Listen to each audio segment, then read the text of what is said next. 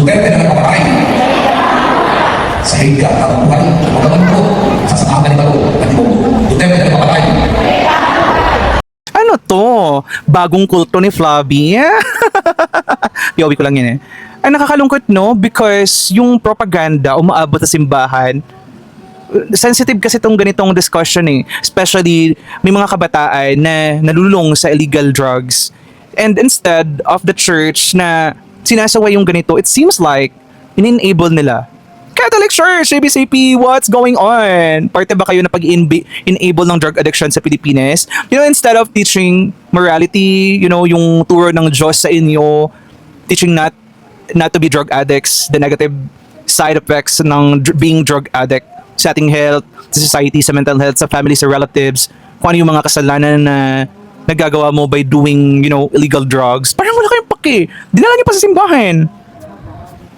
Nakakalungkot no because you know what's going on with our society right now and church can intervene by using yung mga ganyan, yung mga sermon na yan to teach, lalo na yung mga youth natin, but they are not doing anything. Are just collecting some tithes.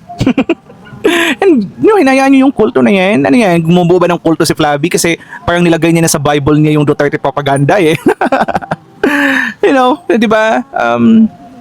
Nakakalungkot that we are going we are going down as a society and as a country and magiging part nito yung simbahan na you know pinabayaan yung kabataan. Yan dapat that's ano talaga eh, that's your sana diyan kayo enter to teach good morality eh.